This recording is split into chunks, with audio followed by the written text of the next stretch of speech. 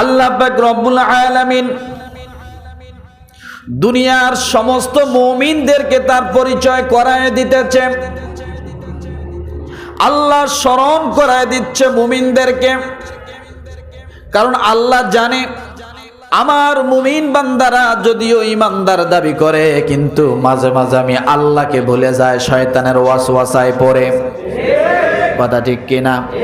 কে জানে? আল্লাহ জানে। আমার মুমিন বান্দারা শয়তানের ওয়াসওয়াসায় পড়ে আমি আল্লাহকে ভুলে যাই। এই জন্য রব্বুল আলামিন অধিক ভালোবেসে মোহাব্বত করে আল্লাহ তার প্রিয় বান্দাদেরকে, যে বান্দাগুলিকে আল্লাহ ধরে ধরে নিজাতে মেহমানদারি করানোর পরে জান্নাতের ফায়সালা করে দেবে, আল্লাহ ওই মানুষগুলোকে সুন্দর করে পরিচয় করে জানায় দিচ্ছে, আল্লাহু ওয়ালিয়ুল্লাযীনা আমানু। আল্লাহ বলেন মুমিনদেরকে আমি আল্লাহ একা ছেড়ে দেইনি। মুমিনরা যখন ডানে তাকাবে তার বিপদের সময় কেউ নাই, মুমিন যখন বামে তাকাবে তার বিপদের সময় কেউ নাই। মুমিন যখন বিপদে পড়বে, অসুস্থতায় পড়বে, ডাক্তারের কাছে বারবার যাবে কিন্তু পেরেশান হয়ে যাবে। মুমিন যখন মানুষের অত্যাচার জুলুম সহ্য করতে করতে যখন সব দিকে অন্ধকার দেখবে, আল্লাহ বলে বান্দারে তোমরা সঠিকভাবে জেনে রাখো আমি আল্লাহ তাআলা আমার বান্দাকে একা ছেড়ে দিব না, আমি আল্লাহ তাআলা আমার বান্দার অভিভাবক হয়ে যাব। কি হয়ে যাব? কি হয়ে যাব? আল্লাহু ওয়ালিয়ুল্লাযীনা আমানু। যখন বান্দা ডানে বামে সামনে পিছনে কোনো কুল কিনারা পাবে না, তখন বান্দা যদি আমি আল্লাহকে একটা ডাক দেয় আল্লাহ, সঙ্গে সঙ্গে আমি আল্লাহ তাআলা কিভাবে বান্দাকে উদ্ধার করব বান্দা নিজেও কখনো টের পাবে না। তাহলে মুমিনের অভিভাবক কে? জোরে বলেন। মুমিনের বন্ধু কে? মুমিনের সর্ব অবস্থায় বিপদ থেকে উদ্ধার করে কে? আল্লাহ। ওই রব্বুল আলামিন সূরাতুল বাকারার 257 নম্বর আয়াতে বলেন, আল্লাহু ওয়ালিয়ুল্লাযীনা আমানু। আমি আল্লাহ সমস্ত মুমিনদের অভিভাবক হয়ে গেলাম। এরপর রব্বুল আলামিন বলেন কিভাবে অভিভাবক হলাম, কেমন করে তার প্রমাণটা কি? আল্লাহ প্রমাণ দিয়ে বলতেছেন, ইউখরিজুহুম মিনাজ-জুলুমাতি ইলান-নূর। আল্লাহ বলেন আমি তাদেরকে অন্ধকার থেকে আলোর দিকে নিয়ে আসি। কে অন্ধকার থেকে আলোর দিকে নেয়? জোরে বলেন, মাথা উঁচু করেন। ইউখরিজুহুম মিনাজ-জুলুমাতি ইলান-নূর। আমি আল্লাহ অন্ধকার থেকে আলোর দিকে নিয়ে আসি। আল্লাহ বরাবর সব সময় বান্দাদেরকে অন্ধকার থেকে আলোর দিকে নিয়ে আসে। এটা আল্লাহর কাজ। কার কাজ? এখানে আল্লাহ সরাসরি নিজে বলছেন আমি অন্ধকার থেকে আলোর দিকে তাদেরকে কি করি? আবার রব্বুল আলামিন বলেন বান্দা যখন আমি আল্লাহ থেকে যখন বান্দা নিরাশ হয়ে যাবে, হঠাৎ যদি বান্দা সর্বপ্রথম সামনে যদি বান্দা অন্ধকার থেকে আলোর পথে আসতে চায়, আমি আল্লাহ তাআলা কোন ম্যানুয়ালে কোন প্রেসক্রিপশনে বান্দা আমার অন্ধকার থেকে আলোর পথে আসবে আমি আল্লাহ সেটাও দিয়ে দিলাম। কিতাবুন আনজালনাহু ইলাইকা লিতুখরিজান নাসা মিনাজ-জুলুমাতি ইলান-নূর। দুইটা জিনিস বোঝেন, একটা আল্লাহ সরাসরি বান্দাকে অন্ধকার থেকে, আরেকটা হলো বান্দা যদি কোরআনের মাধ্যমে, যদি মানুষ কোরআনের মাধ্যমে আলো চায়, আল্লাহ বলে আমি কোরআনের মাধ্যমে মানুষকে অন্ধকার থেকে আলোর পথে নিয়ে আসি। মাধ্যম কয়টা? একটা আল্লাহ সরাসরি, আর একটা কি? ও মুসলমান, যেমন ওই যে বলেছিলাম উমর রাদিয়াল্লাহু তাআলা আনহু, তাকে আল্লাহ সরাসরি অন্ধকার থেকে আলোর দিকে নিয়ে গেছেন। আল্লাহ নবী শুধু দোয়া করেছিলেন, রব্বুল আলামিন এই মুহূর্তে ইসলামের জন্য একজন উমরের দরকার। কিন্তু রসুল যখন দোয়া করেন, রসুলের হৃদয়টা ওই উমর রাদিয়াল্লাহু তাআলা আনহুর দিকে ঝুঁকেছিল, টার্গেট করেছিল। তখন উমর ছিল দুইজন, আবু জেহেল একজন, উমর ইবনুল খাত্তাব হলো একজন। আল্লাহ নবী দোয়া করার সঙ্গে সঙ্গে রব্বুল আলামিন ডাক দিয়ে বলে, হাবিব আপনি দোয়া করেছেন মন থেকে, মুখ দিয়ে আমি আল্লাহর দরবারে হাত উঁচু করেছেন আসমানের দিকে, কিন্তু আমি দেখতে পেয়েছি আপনার মনটা কেন যেন উমরকে টেনেছিল। যখন উমরকে মনটা টেনেছিল, আমি আল্লাহ উমরকে আপনার সাথী বানায় দিলাম। তাহলে আল্লাহর কাজ হলো সবসময় মানুষকে অন্ধকার থেকে আলোর দিকে নেয়। এবার দেখেন শয়তানের কাজ কি।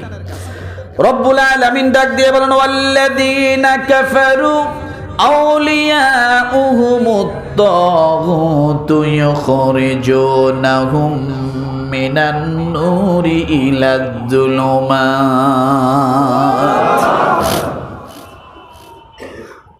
তাহলে এখানে আল্লাহর তরফ থেকে একটা অন্ধকার থেকে মানুষকে আলোর দিকে নেয়, আর একটা কোরআনের মাধ্যমে মানুষ অন্ধকার থেকে আলোর দিকে যায়, আর একটা রসুলের তরফ থেকে অন্ধকার থেকে মানুষ আলোর দিকে যায়।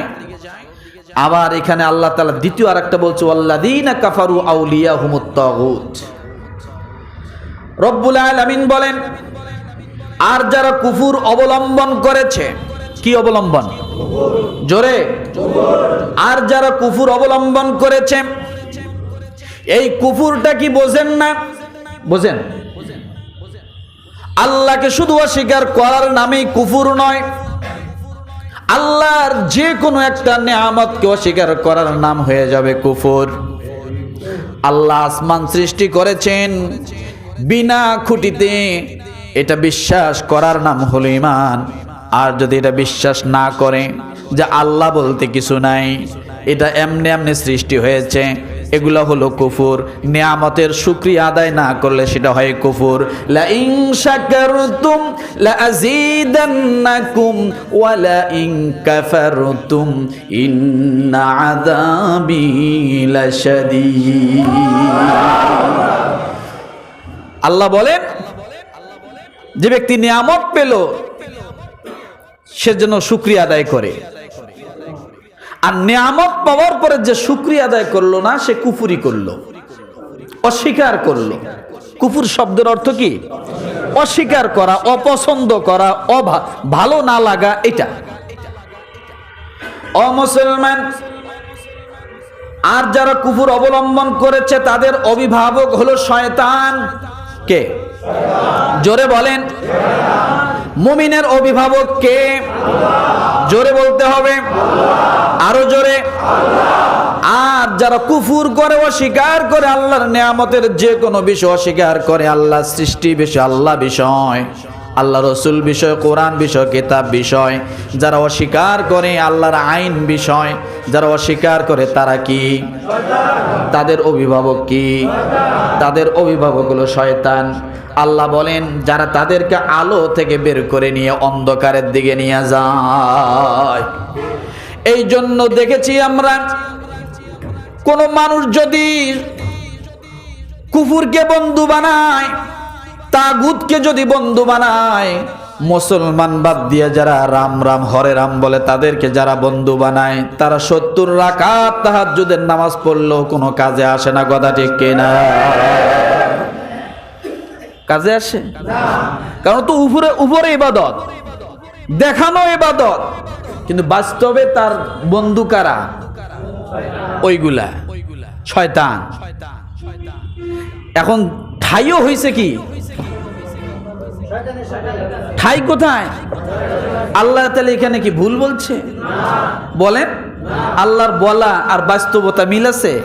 ওয়াল্লাযীনা কাফারু আউলিয়াউহুমুত তাগুতু ইখরিজুনাহুম মিনান নূরি ইলাজ যুলুমাত। শয়তান সব সময় চাবে আলো থেকে অন্ধকারের দিকে নিয়ে, যার কারণে আমরা দেখতে পাই কিছু সংখ্যক মুসল্লি ভাই যখন নামাজে আসে, যত তাড়াতাড়ি নামাজ পড়ে মসজিদ থেকে বাইর হয়ে যেতে পারে তত তার জন্য মনে হয় প্রাণ চলে আসে।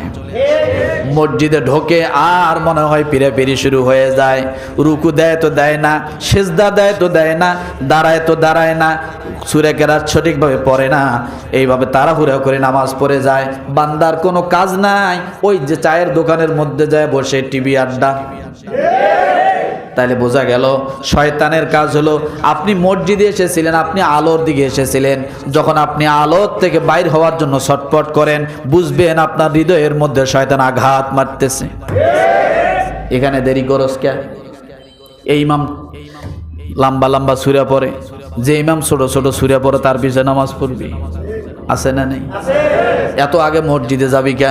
আর একটু পরে যা, খুতবা তো শুরু হয় নাই, খুতবা শুরু হয়েছে, দৌড় দিয়ে এবার যা, যা কোনো রকম দ্বারা সালাম ফিরাইছে, দোয়া করবি কে, উঠে চলে যা। আছে না নেই? নাই। তাহলে আল্লাহ বলেছে শয়তান সব সময় মানুষকে আলো থেকে অন্ধকারের দিকে নেয়, আর আল্লাহ বলে আমি সব সময় মানুষকে অন্ধকার থেকে আলোর দিকে নেই। ও মুসলমান, এই জন্য রব্বুল আলামিন আরেক জায়গায় বলেন, সূরা মাইদা আয়াত নাম্বার 51, আল্লাহ বলে তোমরা যদি আলোর দিকে চাও, তোমরা যদি অন্ধকারের দিকে না যেতে চাও, তাহলে তোমরা দুনিয়ার জমিনে আপাতত একটা কাজ করো, সেটা হলো কি, তোমরা কখনো ইহুদি নাসরাদেরকে, বেদিনদেরকে তোমরা কখনো বন্ধু বানায়ও না। কি বানায়ও না?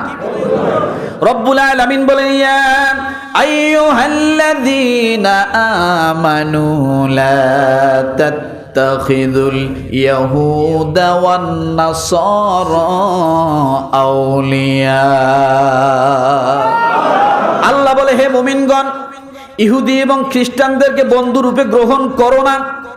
তারা নিজেরাই একে অন্যের বন্ধু, তারা কোনোদিন মুসলমানের বন্ধু হতে পারে না। কথা বলেন না কেন? তারা কোনোদিন মুসলমানের বন্ধু হতে পারে না। ও মুসলমান, আল্লাহ ইমানদার বলে একটা ডাক দিয়েছেন, হে ইমানদারগণ। আল্লাহ এই ডাক দ্বারা আপনাকে সতর্ক বুঝাচ্ছে, বেটারে। আমরা যেমন বলি ভাতিজা, ও বেটা, ও ছেলে, এই কাজ করিও না, বিপদ হতে পারে, এটা না করাই ভালো। এই যে সতর্কতামূলক একটা ডাক দেই, ওই ডাকের মধ্যে একটা মায়া ডাক আছে না নাই? রব্বুল আলামিন বলেন, ইয়া আইয়ুহাল্লাযীনা আমানু লা তাত্তাখিযুল ইয়াহুদা ওয়ান নাসারা আউলিয়া। আল্লাহ বলে, ইহুদি খ্রিস্টানদেরকে তোমরা কখনো বন্ধুরূপে গ্রহণ করো না। কেন করবে না? তোমরা যতই বন্ধু হতে যাবে, তোমাদের স্বার্থ ছাড়া তাদের স্বার্থ ছাড়া কিছুই বুঝবে না। যার কারণে দেখি ফারাক্কাবাদ এত বছর পর্যন্ত মিছিল করা হচ্ছে, কিন্তু বন্ধ হয় না, খুলেও দেয় না। পানি যখন লাগে না তখন পানি ছেড়ে দিয়া মুসলমানদেরকে মারার চেষ্টা করে। এ দেশ থেকে সব নিল, আমাদেরকে তারা কিছুই দেয় না। পেঁয়াজের বড়াই দেখায়, নিজেদের পেঁয়াজ যখন পুষে ফেলাইতেছে। আছে না? নাকি মিথ্যে বললাম? আয়াতের সাথে কি মিল আছে নাকি বানায় বলতেছি? হ্যাঁ, মানে ইন্ডিয়া আমাদেরকে কিছু দিছে? খালি নিল। দোহাই একটা, স্বাধীনতার সময় আমরা সাহায্য করছিলাম। সাহায্য কি করছিল? আমরা হয়তো মেশিন টেশিন যা অস্ত্র টস্ত্র ছিল আমাদের রাখার মতো, হয়তো সে সময় গোডাউন ছিল না, ওরা নিয়ে যায়, ওদের কাছে ব্যবহার করছে, এই সাহায্য করছে নাকি? রব্বুল আলামিন ডাক দিয়ে বলেন বা'দুহুম আউলিয়াউ বা'দ ওয়া মান ইয়াতাওয়াল্লাহুম মিনকুম ফাইন্নাহু মিনহুম ইন্নাল্লাহা লা ইয়াহদিল কওমাজ জালিমিন। আল্লাহ বলেন তোমাদের মধ্যে যে ব্যক্তি তাদেরকে বন্ধু বানাবে সে তাদের মধ্যে গণ্য হবে। নিশ্চয় আল্লাহ জালেমদেরকে হেদায়েত দান করেন না। পুরো আয়াতটার একটা সার নির্যাস দেখেন, ইন্নাল্লাহা লা ইয়াহদিল কওমাজ জালিমিন। এই পুরো আয়াতের মূল বিষয়টা হলো যারা এটা করে তারা কি জালেম। আল্লাহ বলেন নিশ্চয় তারা কখনো হেদায়েত প্রাপ্ত হবে না। কাদেরকে? যারা খালি জালেম। জালেম তো জালেম কেমনে হলো বলেন, কেমনে হয়েছে জালেম? জালেম তখনই হয়েছে যখন বিধর্মীদেরকে তারা কি বানাইছে, বিধর্মীদের কোন কৃষ্টি কালচার তারা গ্রহণ করেছে। মুসলমানের কোনো কিছু তার ভালো লাগে না, ভালো লাগে বিধর্মীদের। যার কারণে দেখা যায় রোনাল্ডোর পোশাক পরে বাংলাদেশের মুসলমানের সন্তান সুন্দর ঘুরে বেড়ায়। রোনাল্ডোর চুল কাটনি আছে, মেসির চুল কাটনি আছে, আছে না নাই? মেসির ট্যাটু আছে, আছে না নাই? এরা মনে হয় খাঁটি মুমিন। নাম কি আব্দুল গফফার, আব্দুল করিম, আব্দুর রহিম নাম রাখছে, কিন্তু কাজে বেশভূষে যা দেখা যায় পুরা রোনাল্ডো, মেসি নাকি আর কি কি নাম বলে আমি তো জানি না এগুলা। নেইমার, এই যে দেন নেইমার, নেইমার সাজ্জে বাংলাদেশের মুসলমানের সন্তান। আল্লাহ বলছেন এরা কোনোদিন হেদায়েত প্রাপ্ত হবে না যদি তারা ওইগুলা না ছেড়ে দেয়। তাহলে এগুলা ধরে রাখবে আর নিজেকে মুসলমানের সন্তান দাবি করবে, এটা কি হবে? আল্লাহ তাদেরকে কি বলেছেন? জালেম। কোন ক্ষেত্রে? যদি তারা ইহুদি, নাসরা, খ্রিস্টান, বৌদ্ধদের সবকিছু তার কাছে কি ভালো লাগে। আরে ভাই, মুসলমানের সন্তান ঈদের নামাজ জামাতের সাথে পায় না, কিন্তু পূজার 3 দিন আগ পর্যন্ত যায় পূজা মণ্ডপে রেডি, আছে না নাই? নাকি বাড়ায় বললাম? ঈদের জামাত পায় না, ওই ব্যক্তি পূজা মণ্ডপে 3 দিন আগ থেকে ব্যস্ত, আছে না নাই? অথচ ঈদের জামাত ঠিক মতো পায় না মুসলমান। এই জন্য তাহলে এখান থেকে একটা জিনিস আগে বুঝে যাই। সূরা বাকারা আয়াত নাম্বার 257 আল্লাহ বলেছেন মুমিনদের বন্ধু অভিভাবক আমি আল্লাহ। আর যারা তাগুতের পূজা করে, বিধর্মীদের কৃষ্টি কালচার বহন করে, তাদের অভিভাবক কে? কে? শয়তান। তারা চিরস্থায়ী জাহান্নামী অগ্নিকুণ্ডে নিক্ষিপ্ত হবে।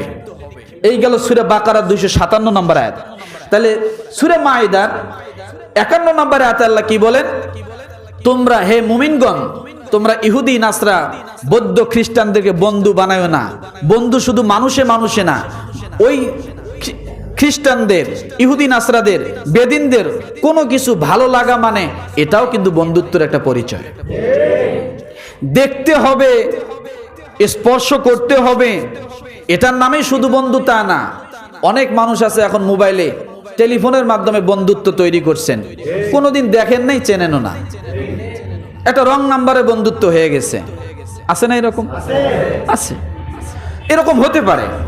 তো যারা করবে তারা কোনোদিন কি পাবে না। তাহলে এই কৃষ্টি কালচারগুলো আমাদের নেওয়া যাবে? এরপরে আল্লাহ পাক রব্বুল আলামিন সূরা আনআম আয়াত নাম্বার 82 কত?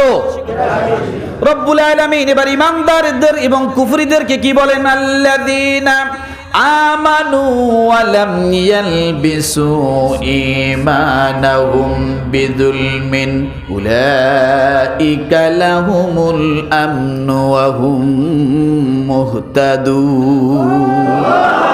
কোন সূরা? কত নম্বর আয়াত? 82 নম্বর আয়াত। এগুলো মনে রাখবেন। রব্বুল আলামিন ডাক দিয়ে বলে, যারা ঈমান এনেছে এবং নিজেকে ঈমানদার বলে দাবি করে, ওই ঈমানদার নিজের ঈমানকে জুলুমের সাথে মিশ্রিত করেছে। আবার যারা ঈমান এনেছে আর নিজেকে কি করে? ঈমানদার বলে দাবি করে, কিন্তু ওই ঈমানদার নিজের ঈমানকে জুলুমের সাথে মিশ্রিত করেনি। কি করেনি? অর্থাৎ ওই যে বললাম, মুসলমান কিন্তু পূজার মণ্ডপের জন্য খুশি না, তাহলে ওটা কি ঈমানদার কি না? ঈমানদার না। কেন? সে পূজার মণ্ডপের জন্য ব্যথিত না, খুশি না, যাইতে না পারার কারণে ব্যথিত না, যে আমি তো যাইতে পারলাম না বেজার, এরকমটা না। অর্থাৎ ঈমানকে কুফুরের সাথে মিশ্রিত করেনি। রব্বুল আলামিন বলেন, নিরাপত্তা স্বস্তি তো কেবল তাদেরই অধিকার এবং তারাই সঠিক পথে পৌঁছে যাবে। অর্থাৎ আপনি যদি নিজেকে ঈমানদার বলে দাবি করেন, ঈমানকে সব সময় সবকিছু থেকে স্বতন্ত্র রাখতে হবে।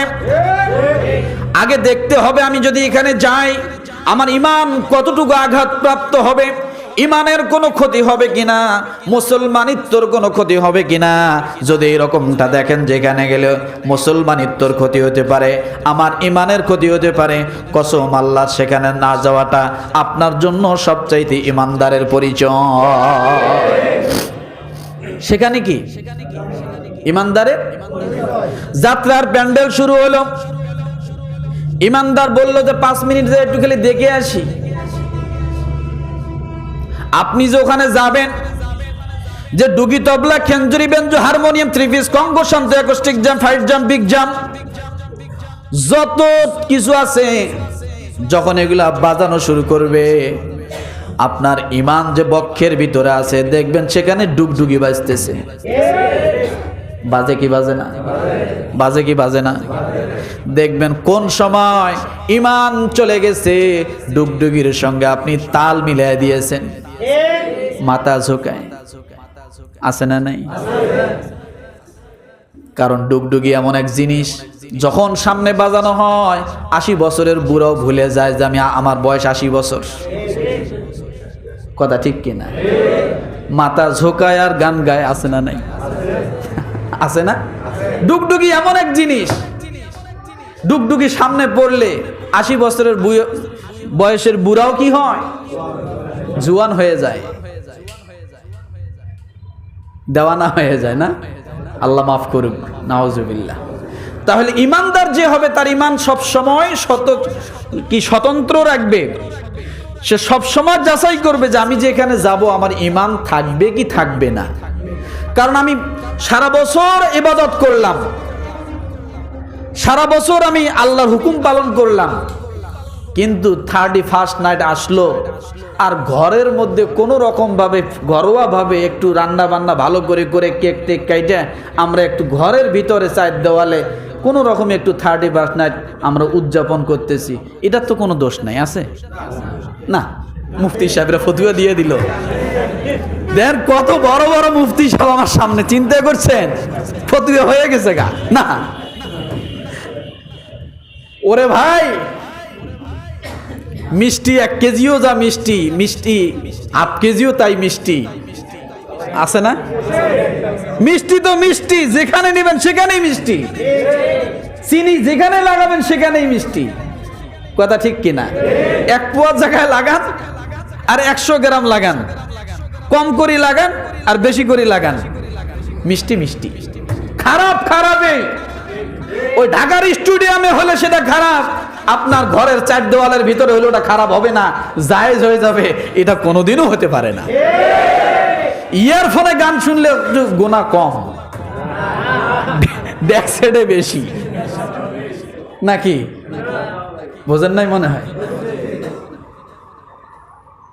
গান শোনা গুনাহ সমানই। ইয়ারফোনে কি আর ব্যাক সাইডে কি?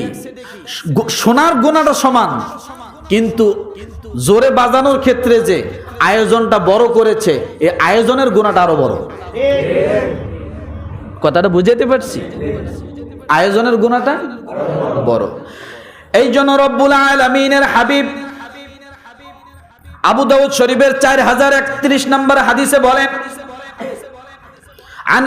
عن ابن عمر رضي الله تعالى عنه قال قال رسول الله صلى الله عليه وسلم, নবীজি বলেন, যে ব্যক্তি বেজাতি বিধর্মীদের সদৃশ্য অবলম্বন করে সে তাদের দলভুক্ত হয়ে যাবে। নাউজুবিল্লাহ। যে ব্যক্তি বেধর্মীদের কৃষ্টি কালচারকে ধারণ করে পছন্দ করে, আল্লাহর নবী বলেন ওই ব্যক্তিরা অবশ্যই তাদের সদৃশ্য যারা ধারণ করে তাদের দলভুক্ত হয়ে যাবে। এবার বোঝেন, আপনার যদি একজন আলেমের সাথে মহাব্বত থাকে কিয়ামত হবে কার সঙ্গে? আপনার যদি একজন গায়কের সাথে মহাব্বত থাকে কিয়ামত হবে কার সঙ্গে? আলমার উমা আমান আহাব্বা, যার সাথে যার মহাব্বত রব্বুল আলামিনের হাবিব বলেন তার সাথেই হবে তার কিয়ামত। আপনি যেমন চলতেছেন দুনিয়ায়, আপনি যেমন চলেন আখিরাতে ওই রকমে চলবেন, আল্লাহ ওইভাবে আপনাকে উঠাবে। তাহলে সতর্ক হয়ে যাই, আমরা যখন কোনো কৃষ্টি কালচার দেখব আমরা এটাকে শুধু আনন্দ উপভোগ করে সেটাকে ক্ষান্ত হব না, আমার ইমানটাকে যাচাই করতে হবে। কথা ঠিক কিনা? তাহলে 31 নাইট এতটুকু যা শুনলাম পালন করা 31 নাইট এটা কোন নবীর থেকে আসছে? কথা বলেন, কোন সাহাবী থেকে আসছে? কোন তাবিঈ থেকে আসছে? কোন বড় বুজুর্গ, অনেক বড় ওলি? না, এই 31 নাইট এগুলা হলো রোমানদের তৈরি। কাদের তৈরি? বর্ষপঞ্জি, বর্ষ উপলক্ষে বর্ষ উদযাপন, এগুলা পৃথিবী শুরু থেকেই ছিল। কখন থেকে? শুরু থেকেই ছিল। রব্বুল আলামিন এই দুনিয়ার মানুষের সময়ের মূল্যায়ন দেওয়ার জন্য দুনিয়া সৃষ্টির আগে, মানুষ সৃষ্টির আগে দুনিয়া সৃষ্টির আগে আল্লাহ সময়কে গুরুত্ব দেওয়ার জন্য আল্লাহ সময় নির্ধারণ করে দিয়েছেন। বলেন সুবহানাল্লাহ।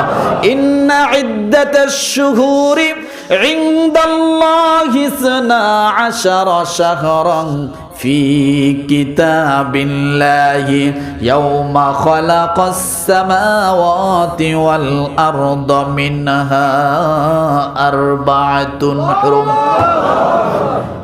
মানুষ সৃষ্টি করার আগে দুনিয়া, বুঝেন, দুনিয়া সৃষ্টি করার আগে সময়। সুবহানাল্লাহ। সময়ের গুরুত্ব আল্লাহর কাছে কত! আল্লাহ দুনিয়া সৃষ্টি করবে জানে, এই জন্য দুনিয়া সৃষ্টি করবে, আর এই দুনিয়ায় সময় থাকবে না, সময়ের গুরুত্ব থাকবে না, এটা হয় না। আল্লাহ সূরা তাওবা এই জন্য বললেন, আমি আল্লাহ তাআলা দুনিয়া সৃষ্টি করার আগ থেকে আমি আল্লাহ সময়কে নির্ধারণ করে দিয়েছি। 12 মাস নির্ধারণ করে দিয়েছি। কয় মাস? জোরে বলেন। 12 মাস নির্ধারণ করে দিয়েছি। যেমন রাসূলুল্লাহ সাল্লাল্লাহু আলাইহি ওয়াসাল্লামকে প্রশ্ন করা হয়েছিল, নবীজি চাঁদ কমে কেন, বাড়ে কেন? চাঁদের ক্রমবর্ধমান কেন? সূর্য কমেও না বাড়েও না, চাঁদ কমে কেন, বাড়ে কেন? মুশরিকরা সাহাবায়ে কেরাম সকলে মিলে যখন প্রশ্ন করলেন, ইয়া রাসূলুল্লাহ এটা কেন হয়? তখন নবীজির কাছে আল্লাহ তাআলা সঙ্গে সঙ্গে আয়াত নাজিল করে দিলেন, ইয়াসআলুনাকা আনিল আহিল্লা কুল হিয়া মাওয়াকিতু লিন্নাস। আল্লাহ বলেন চাঁদের ক্রমবর্ধমানের জন্য, রাত দিন বছর গণনার জন্য আমি আল্লাহ তাআলা চিরস্থায়ী একটা ক্যালেন্ডার নির্মাণ করে দিয়েছি। চিরস্থায়ী ক্যালেন্ডার। আগের মানুষ চাঁদ দেখলে বুঝতে পারতো চাঁদের কয়দিন যায়, তাই না? সূর্য দেখলে বুঝতে পারতো সময় এখন কত। লাশ শামসু ইয়ানবাগি লাহা আন তুদরিকাল কমারা ওয়ালাল লাইলু সাবিকুন নাহার ওয়া কুল্লুম ফি ফালাকি ইয়াসবাহুন।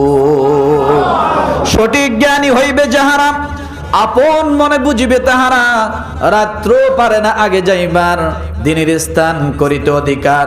সূর্য বাদে না চন্দ্রের গায়েতে, চন্দ্র পারে না সূর্যকে ধরিতে, যার যে স্থান বহাল রাখিয়া ভ্রমণ করিতেছে আল্লাহকে ধরিয়া।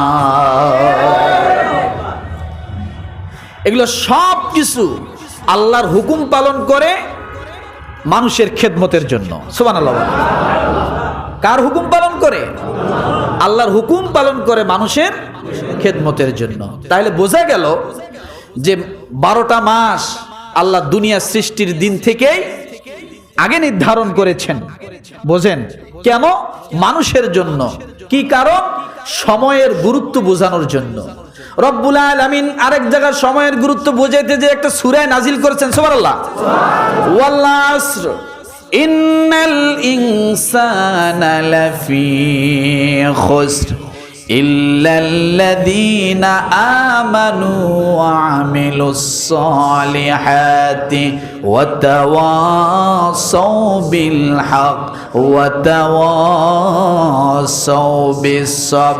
রব্বুল আলামিন সময়ের গুরুত্ব বুঝাইতে যাইয়া আল্লাহ আসরের কসম করলেন। কিসের কসম? আমি অনেক আগে বুঝাইছিলাম কসম কেমন জিনিস। আপনি কোরআনকে বেশি ভালোবাসেন, এই জন্য আমরা না বুঝে কোরআনের কসম করে ফেলি। কোরআন আমাদের কাছে গুরুত্বপূর্ণ, কিন্তু না বুঝে কসম করি। মসজিদ আল্লাহর ঘর সবচাইতে গুরুত্বপূর্ণ আমাদের কাছে, যার কারণে কোনো কিছু চুরি হয়ে গেলে, কাউকে সন্দেহ হলে বলো চলো মসজিদে যাই। কেন? মসজিদ আমাদের কাছে, মুসলমানের কাছে গুরুত্বপূর্ণ। যদিও এটা ঠিক না, কিন্তু রব্বুল আলামিনের কাছে সময় কত গুরুত্বপূর্ণ আল্লাহ বুঝাইতে যায়া সময়ের কসম করে মানুষকে বুঝাইলেন। ওয়াল আসর। তাহলে সময়ের গুরুত্ব আছে না নেই? কথা বলেন। ও মুসলমান, এই 31st নাইট এইভাবে ক্রমান্বয়ে চলে আসলো বিভিন্ন ক্যালেন্ডারে। জানুস দেবতা, কি নাম? জানুস। জানুস একটা দেবতার নাম। এই দেবতার নামে প্রতি বছর এইভাবে উৎসর্গ করত। এই দেবতার 2টা মুখ। কয়টা? কয়টা মুখ? 2টা মুখ। একটা অতীতকে দেখে, একটা ভবিষ্যৎকে দেখে। এটা তারা বিশ্বাস করত। একটা অতীতের সব গ্লানি মুছে দিবে, একটা ভবিষ্যৎ সব গ্লানি মুছে দিবে। আরেক জায়গায় দেওয়া আছে যে এক হাতে একটা ছড়ি আর এক হাতে একটা চাবি।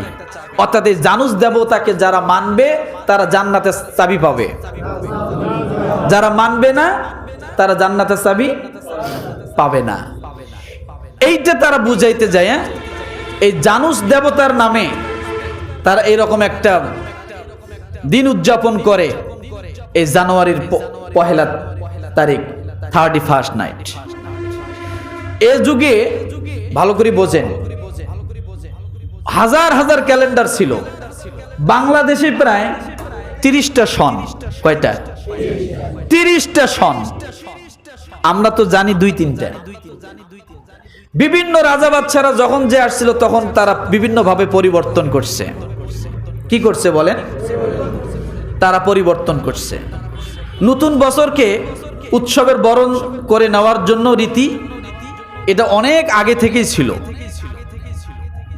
পৃথিবীর প্রাচীনতম সর্বজনীন উৎসবগুলোর অন্যতম এই নববৎসর উদযাপন।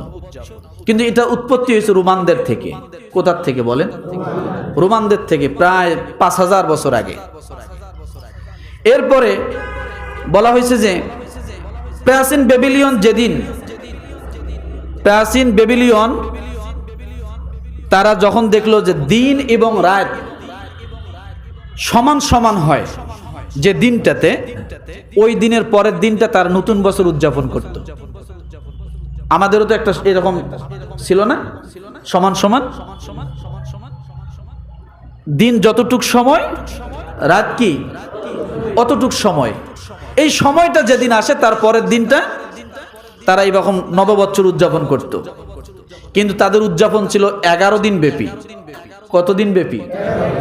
11 দিন ব্যাপী। রোমানরা এই দিনটাকে ওই জানুস দেবতার নামে অনুসরণ করে এই দিনটা পালন করত, যাকে সময়ের দেবতা মানা হয়। কিসের দেবতা? জোরে মাথা উঁচু করেন। সময়ের দেবতা মানা হয়। তারা এই প্রতি বছর এই দেবতার নামে উদযাপন করে। কিন্তু এইভাবে অনেকগুলো ক্যালেন্ডার পরিবর্তন হয়। কিন্তু আগে ছিল আপনার 10 মাসে বছর তাদের জন্য। কয় মাসে বছর? 10 মাসে বছর ছিল।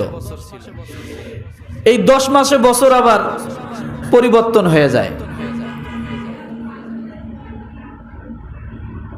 এই 10 মাসে বছরটা আবার পরিবর্তন করে। তখন ছিল গ্রিক ক্যালেন্ডার অনুসারে 304 দিনে ছিল সৌর বছর। কয়শো? 304 দিনে ছিল সৌর বছর, 10 মাস। কিন্তু খ্রিস্টপূর্ব 793 অব্দে আরো 60 দিন যুক্ত করে 364 দিনে বছর করা হয়। কিন্তু এই 60 দিন যে যোগ করা হলো, কোনো নাম দেওয়া হয়েছিল না, মাসের কোনো নাম দেওয়া ছিল না। মাঝখানে এমনিই 60 দিন লম্বায় চলে যেত। এরপরে নতুন করে যোগ হলো জানুয়ারি ফেব্রুয়ারি। কি যোগ হলো? এই জানুয়ারি এবং ফেব্রুয়ারি যোগ করার কারণে এবার মাস পাইল কয়টা? আগে ছিল কয়টা? 10টা। এই জুলিয়াস সিজার খ্রিস্টপূর্ব 46 বছর আগে, জুলিয়াস সিজার জানুয়ারি এবং ফেব্রুয়ারি যুক্ত করে এটাকে ঢেলে সাজায়। 1582 সালে লিপ ইয়ার যুক্ত করে ইংরেজি বর্ষকে পূর্ণতা দেন গ্রেগরি। এরপরে এখান থেকে জানুয়ারি, ফেব্রুয়ারি, মার্চ, এপ্রিল, মে, জুন, জুলাই, আগস্ট, এগুলা কিন্তু এক একটা দেবতার নামে চলে আসে। কার নামে? দেবতাদের নামে। এই যে আপনারা যে জানুয়ারি বলেন, আসতেছে যে জানুয়ারি, এটা দেবতা জানুস এর নামে শুরু হয়। এই জানুস থেকে জানুয়ারি। কিসের থেকে জানুয়ারি? এরপরে ফেব্রুয়ারি যে বলেন, এটা হলো বসন্তকালের শুরুর দিকে ফেব্রুয়ারি নামে একটি উৎসব হতো। এই উৎসবের নাম থেকেই হয় ফেব্রুয়ারি। এই যে মার্চ যে বলেন, এটা একটা দেবতার নাম, মার্স। রোমান যোদ্ধা দেবতা, তার নাম হলো মার্স, তার নাম অনুসারে হয় মার্স। দেখেন আমরা কোনগুলো ব্যবহার করি। এরপর এপ্রিল। এপ্রিল আসে হলো সৌন্দর্যের দেবী আফ্রেদি থেকে, তার নাম অনুসারে হয় এপ্রিল নাম, সব দেবতার দেবী।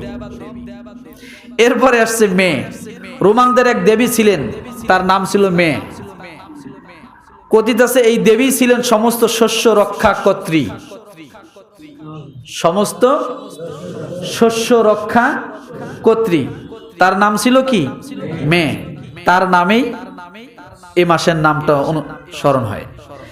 রোমানদের সবচেয়ে বড় দেবতা, রোমানদের সবচেয়ে বড় যে দেবতা, ওই দেবতার নাম হলো জুপিটারের স্ত্রী জুনো নাম। স্ত্রীর নাম কি? জুনো। রোমানদের মতে তিনি বিয়ের দেবী। জুনো থেকে আসে জুন মাসের নাম। এরপরে জুলাই। রোমান ক্যালেন্ডার প্রবর্তক জুলিয়াস সিজারের নাম অনুসারে জুলাই মাসের নাম আসে। এরপরে আসে আগস্ট। জুলিয়াস সিজারের একমাত্র উত্তরাধিকারী, তার নাম ছিল অগাস্ট সিজার। কি নাম ছিল? August Caesar. ওই অগাস্টের সিজারের নামে আসে আগস্ট। এরপরে সেপ্টেম্বর। এই সেপ্টেম্বর, অক্টোবর, নভেম্বর, ডিসেম্বর, এটাকে তারা সংখ্যার দিকে আবার নিয়ে আসছে। তারা সেপ্টেম্বরকে সপ্তম মনে করত, এই জন্য এটার নাম দিয়ে। ওই যে 10 মাস যখন বছর ছিল, তখন এই সেপ্টেম্বর 10 মাসে পড়তো, সেপ্টেম্বরটা সপ্তম মাসে পড়তো, সেই ক্ষেত্রে নাম ছিল কি? সেপ্টেম্বর। অক্টোবর, এটা অষ্টম মাসে পড়তো, 10 মাস যখন বছর ছিল, এজন্য এটার নাম ছিল অক্টোবর। নভেম্বর এটা 9, ডিসেম্বর 10, তাহলে যোগ হয়েছে এখানে কোনটা? জানুয়ারি ফেব্রুয়ারি। তাহলে এই যে এই সনটা বলেন তো, এটা কি ইংরেজি সন? ইংরেজি সন কি সন? কি সন? এটা খ্রিস্টীয় সনও বলা ঠিক না, এটা মূলত ঈসাই সন। কি বলেন তো? মুসলমানরা কি বলবে? আমরা ঈসা আলাইহিস সালামকে মানি কি মানি না? আমরা তাকে রসুল হিসেবে মানি কি মানি না? তার উপর আমাদের ঈমান আছে না নাই? আছে। এই জন্য আমরা খ্রিস্টীয় এটা বলাটা মুসলমানদের জন্য ঠিক নয়, এটা ঈসাই সন বলা যেতে পারে। আবার আরেকটা জিনিস দেখেন, ভালো করে খেয়াল রাখেন, যত সন পৃথিবীতে আসছে সমস্ত সনের উৎপত্তি হলো চন্দ্র সন থেকে। কি সন থেকে? বাংলা সন আনছে কোথার থেকে? আকবর চন্দ্র সন থেকে। যত সন আসছে সমস্ত সন চন্দ্র থেকে উৎপত্তি। কারণ আল্লাহ সুবহানাহু ওয়া তাআলা যে বলেছেন, আমি স্থায়ী ক্যালেন্ডার বানিয়ে দিয়েছি চন্দ্রকে। এই চন্দ্র থেকে বিভিন্নভাবে রূপান্তর করে বিভিন্নভাবে তারা নিয়ে আসছে। কিন্তু মাস বছর এক এক সময় কোনো মাস 30-এ ছিল, কোনো মাস 60 দিনে মাস ছিল, কোনো মাস 22 দিনে মাস ছিল, কোনো মাস 28 দিনে মাস ছিল, কোনো বছর 10 মাসে বছর ছিল। পাইছি না এগুলো আমরা? এগুলা ছিল। তো এগুলো পরিবর্তন করছে বিভিন্ন, সেই সময় রাজা বাদশারা বিভিন্নভাবে পরিবর্তন করছে তাদের সুবিধার জন্য। কিন্তু আল্লাহ সুবহানাহু ওয়া তাআলা মুসলমানদের জন্য একটা ক্যালেন্ডার দিয়েছেন, সেটার নাম কি? হিজরি সন। আছে না নাই? হিজরি সন আছে না নাই? কিন্তু আজকে কিন্তু আমরা এই হিজরি সনটা চিনি না। এটার সাথে আমাদের সরাসরি চাঁদের সাথে কি আছে? সম্পর্ক আছে, যেটা আল্লাহ তাআলা স্থায়ীভাবে দিয়েছেন। এটার সাথে আমাদের কোনো সম্পর্ক নেই। কথা ঠিক না? এখন কথা হলো, এই যে যতটুকু আমি এই পর্যন্ত আপনাদেরকে বললাম, মাসের নামগুলো কোন কোন দেবদেবী থেকে আসছে, এরপরে এই যে অনুষ্ঠানটা কোন কোন দেবদেবীর উৎসর্গে করা হয়, জানুস দেবীর উৎসর্গে এই 31st নাইটটা কি উদযাপন করা হয়। এটাতে মনে করা হয় যে এই বছরটা অতীত যেটা চলে গেল সমস্ত গ্লানি মুছে গেল, সামনে যেটা আসতেছে সমস্ত বিপদ আপদ এই জানুস দেবতায় রক্ষা করবে। এই দুইয়ের মাঝে রাত 12টার 1 মিনিট আগে আর রাত 12টার 1 মিনিট পরে, এই যে মাঝখানে যে এই 31st নাইটটা উদযাপন করা হয়, ফানুস বিভিন্ন কিছু আতশবাজি ফুটানো হয়, এগুলা কি সব বিধর্মীরা করে? কথা বলেন, কারা করে? যারা করে এখান থেকে বুঝে যান যে ওই মুহূর্তে তার ঈমান আছে কি নাই। আছে। সে যদি মুসলমান দাবি করে হবে, কারণ পুরো উদ্দেশ্যটাই তো দেবদেবীর জন্য। পুরো 31st নাইটটাই উদযাপন হচ্ছে কি দেবদেবীর জন্য, তাকে উৎসর্গ করার জন্য, বলি দেওয়ার জন্য, বিভিন্ন কিছু অনেক কিছু আসছে এখানে। তাহলে কোনো মুসলমান এটা করতে পারে না।